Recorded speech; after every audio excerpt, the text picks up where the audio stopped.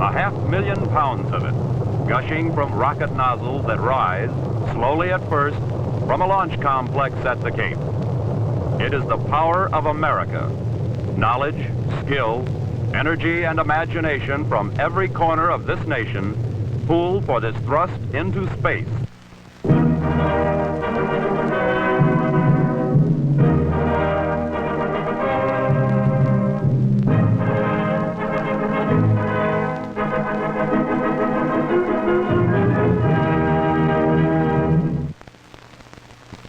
In July of 1950, American rocket pioneers at Cape Canaveral launched Bumper, a captured German V-2 with an Army-developed second stage.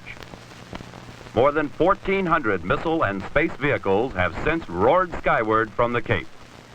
Some have probed deep into the secrets of the solar system, past the moon, past Venus, around the sun. On this proving ground today, foundations of national goals in space stand in concrete and steel. The challenge in space is infinite, but our nation's goals are immediate and critical. America's leadership on Earth demands leadership in space. The job is not easy. Witness this launch of a Titan II. In the test arena, engineers subject all systems to the most exacting laboratory conditions. The missile is destroyed.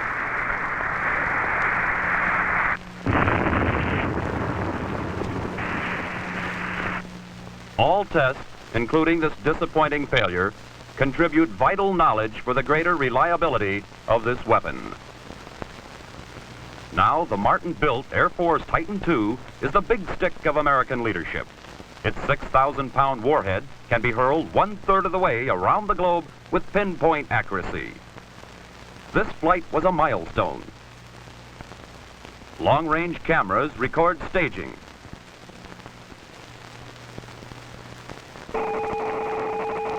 The same phenomena is shown from space by cameras mounted on the second stage. Shown 33 times slower than it actually happens, the booster is blasted away at second stage ignition. This is the view that the Gemini pilots will have as they rocket into orbit. Seemingly motionless, the second stage is fast approaching speeds beyond 15,000 miles an hour. Station after station down the Atlantic missile range tracks the missile's flight and records telemetry data on its performance. Where there are no islands, range instrumentation ships like the H.H. Arnold fill the gap. Target zone is near Ascension Island, more than 5,000 miles from the Cape. 30 minutes after launch, the huge nose cone is there. Here is a sight few men have seen. A re-entry vehicle making its fiery plunge from space back through the atmosphere. Designed to withstand the superheating caused by air friction, Titan's nose cone survives to land squarely on target. As the flight ends, the job of compiling the test reports begin. Speed is vital. Some data cassettes are picked up on the fly by range aircraft, making information available to engineers in hours instead of days. The new parameters of missile and space operations are measured in microseconds and millimeters instead of minutes and miles. Back at Patrick Air Force Base, headquarters for the Atlantic Missile Range, flight information is already being checked. It shows this Titan's performance to be nearly perfect.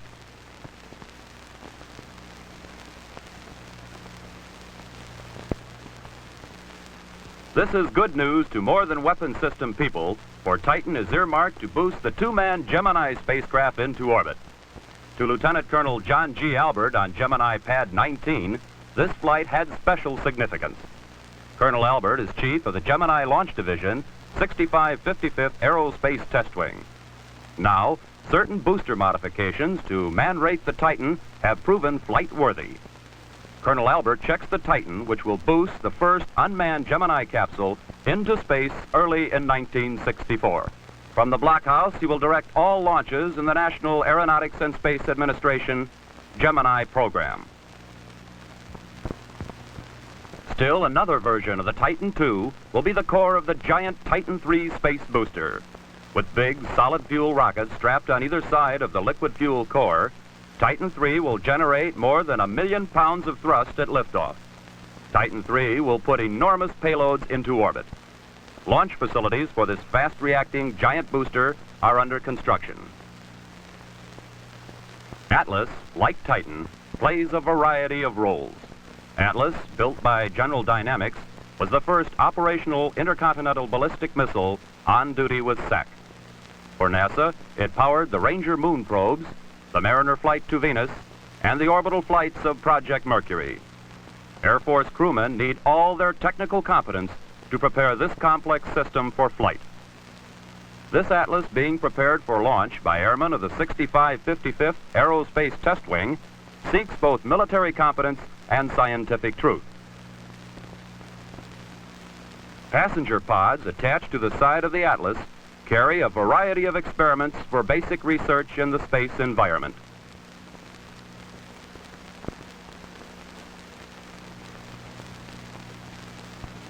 On the tip of this 90-foot tower of steel is a completely new type of nose cone designed to increase the effectiveness of this system. 2, 1, 0, plus 1, 2, 3, 4, 5, 6, 7,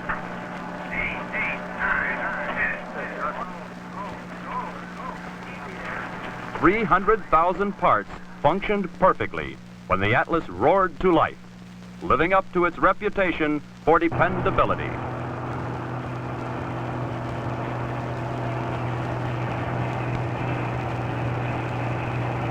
Atlas and Titan are formidable weapons, but an indestructible intercontinental missile with a quick reaction time was needed. Minuteman, the solid fuel, instant ICBM that is fired from concrete underground silos, was the answer. By mid-year, Boeing was delivering Minutemen to SAC squadrons at the rate of 1 a day. And at the Cape, missile men were already at work on an advanced version of America's Sunday Punch.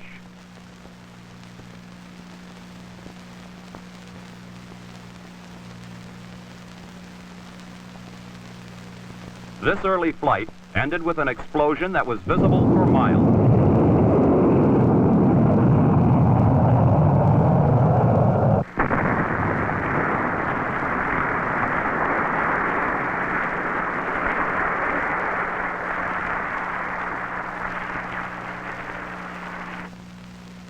Yet, even from such a brief flight, great quantities of information are gathered from telemetry sources. Resulting changes and improvements will soon have the advanced Minuteman as reliable as the earlier models now operational with the Strategic Air Command.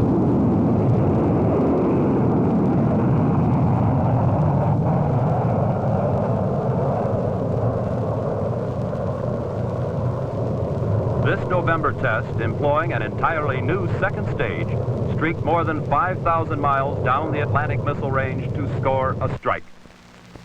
The Navy's new extended-range Polaris also experienced some difficulties in achieving its full 2,500-mile range.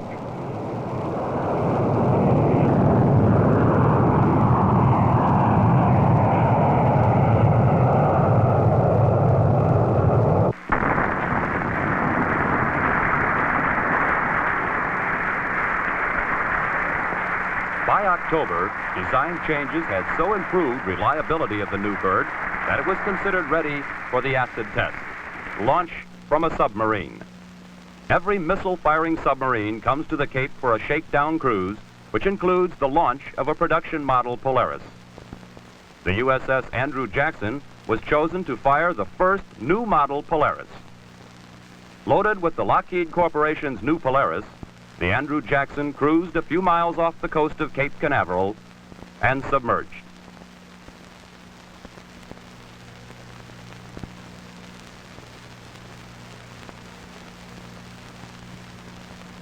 Then, in a froth of bubbles, the bullet-shaped missile surfaced, ignited, and sped away downrange.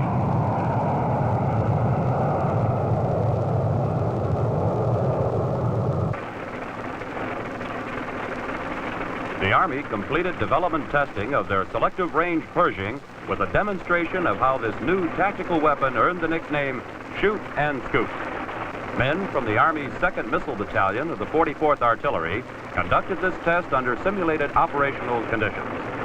The mobile launcher and support equipment, mounted on half-tracks, first made a grueling trek through rough Canaveral scrubland. Upon reaching the firing site, the rugged combat soldiers demonstrated their newly acquired technical skills by assembling the Pershing. Moving through the simplified countdown, the crew erected and checked out this new addition to the Army arsenal. The sharpshooting missileers hit the bullseye, proving to the watching Army Artillery Board that both men and missile were ready. Pershing, built by the Martin Company, will be with units in the field in early 1964. Another final chapter was written on the Atlantic Missile Range with the last research and development test of the Hound Dog. Nestled under the wing of a B-52, the air-to-ground Hound Dog drops from the mothership and streaks to its target 500 miles downrange.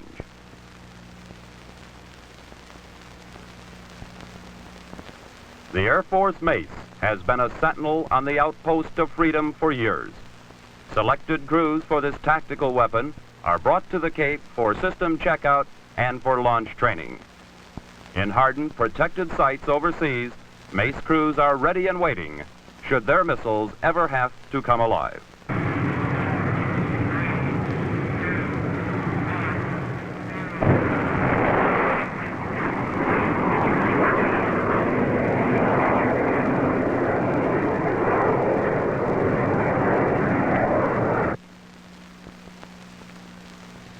This is ASSET, the first winged spacecraft and virtually a flying laboratory.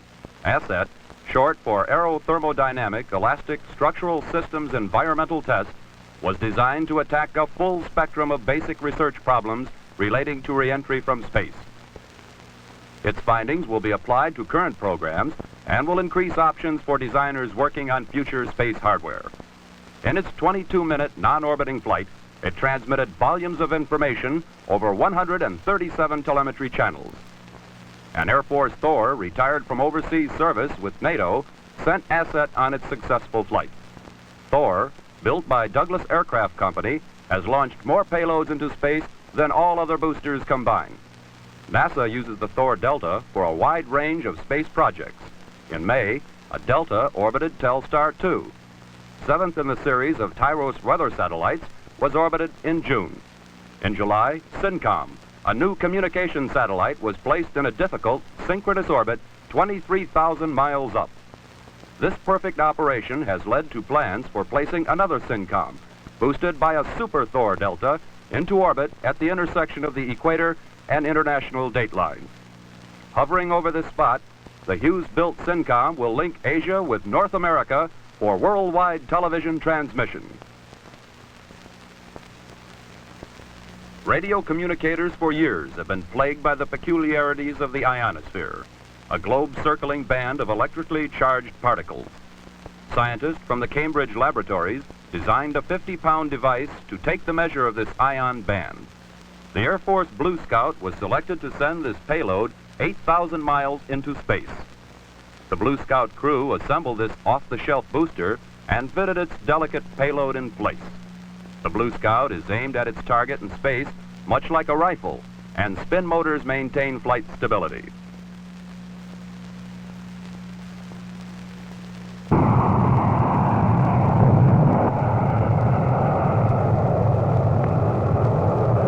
Project officials announced the results of the probe were excellent.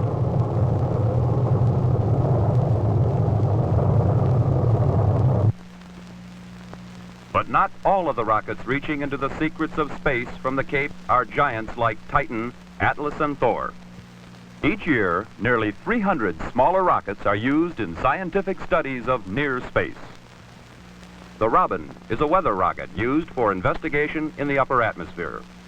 Air samples, high-altitude winds, and temperatures gathered by the Robin complement information from traditional meteorological research and, like the findings of the Tyros satellite, is available to all the world. This sleek-looking Nike Cajun is equipped to measure radiation. Along with high-altitude aircraft, Nike Cajun is used in a joint United States Great Britain, and Canadian radiation detection program.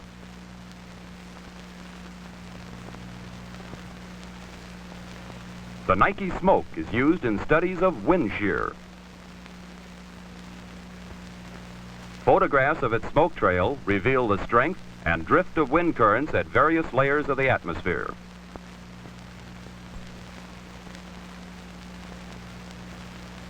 This information is valuable in planning guidance and in determining the structural strength necessary for large space boosters.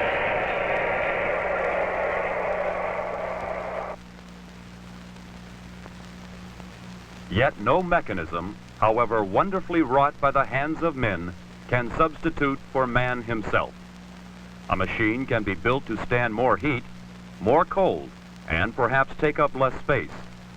But engineers cannot fashion something as dexterous as the hand, as perceptive as the eye, nor can they make a brain with curiosity, imagination, and courage.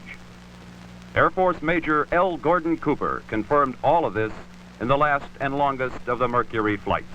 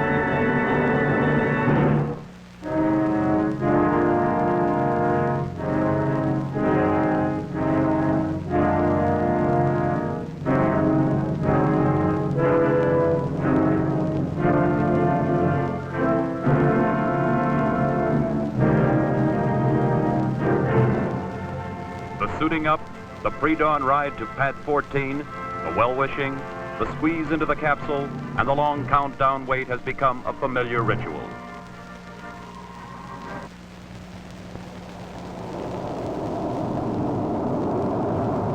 But then the count reaches its final moments. Ignition.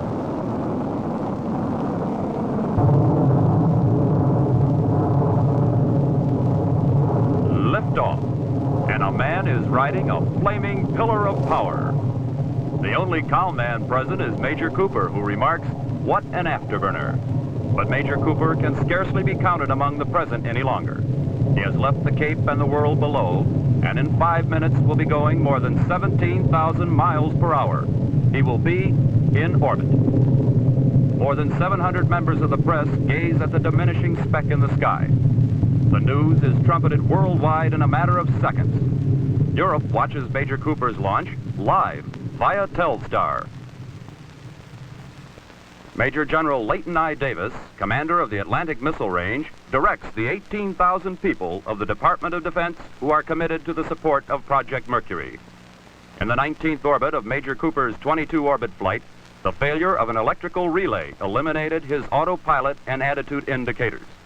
Without the astronaut, the mission would have ended here in failure. Ground controls could not have retrieved the spacecraft from orbit. Major Cooper fired the retro rockets and, using the window for attitude reference, manually controlled the spacecraft during re-entry.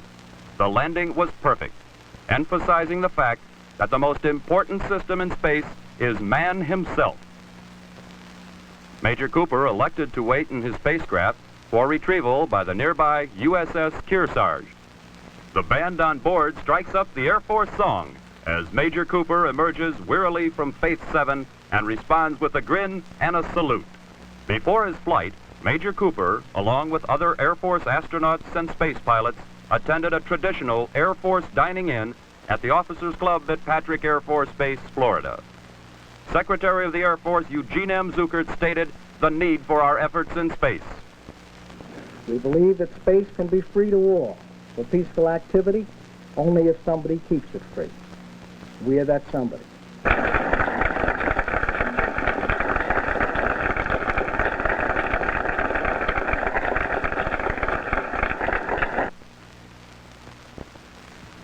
Project Mercury scouted the frontier of space. Project Gemini will make further explorations, but much more power is needed to make the trip to the moon. NASA's Saturn, the booster for the Apollo program, will furnish this power. Standing 168 feet tall, this rocket dwarfs the people preparing it for launch. 3 previous tests of the 8-engine booster have been completely successful. Primary objective of this test was to check booster performance with one engine shut down in flight. This flight, too, was successful. On November the 16th, 1963, Air Force One touched down at the Cape Skid Strip, bringing President Kennedy on his 3rd visit to America's spaceport. He was welcomed by Major General Leighton I. Davis, commander of the Air Force Missile Test Center, NASA Administrator James Webb, and NASA Launch Operations Center Director Kurt Debus. The President moved out quickly on his whirlwind tour, stopping outside the Saturn blockhouse on Complex 37 for a Project Gemini briefing by Air Force astronauts Cooper and Grissom. After another briefing inside the blockhouse on Project Apollo, the President and his party, which included Florida's Senator Smathers, drove to the base of the giant Saturn. Saturn will carry an American crew to the moon in this decade, a goal established by the young president shortly after he took office in 1961. The president then boarded a nearby helicopter for an aerial tour of the space launch areas and a 30-mile flight to the USS Observation Island.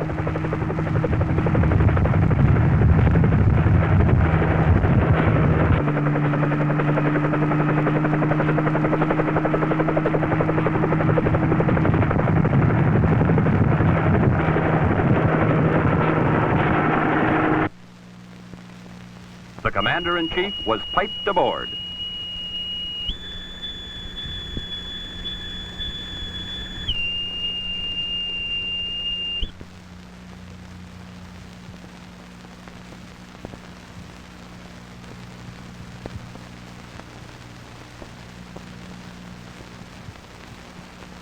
Donning a sailor's jacket, he looked every inch the naval officer he was during World War II. The fleet performed flawlessly, and President Kennedy saw his first Cape missile launch, a Polaris, from the submerged nuclear submarine, the Andrew Jackson.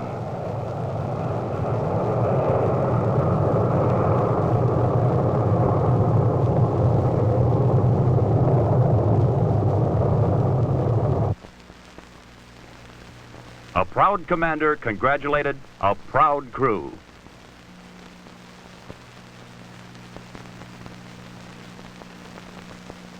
The President returned to the Cape by helicopter. His visit expressed his continuing support for the nation's space program. President Kennedy bids his farewells.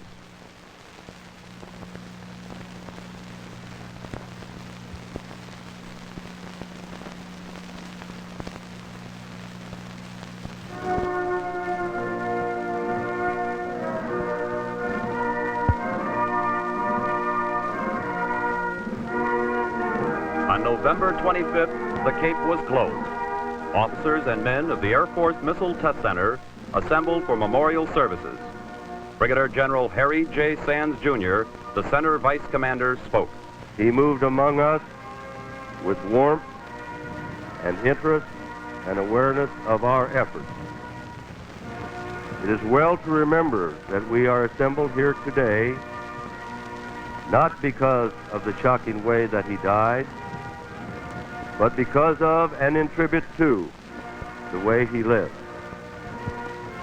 We salute the memory of our late President, John F. Kennedy, and salute as well In token of our steadfast devotion to duty, the new President and Commander-in-Chief, Lyndon B. Johnson. Demonstrating a determination to move forward toward the goals established under the late president, Cape workers the next night launched an interplanetary monitoring platform.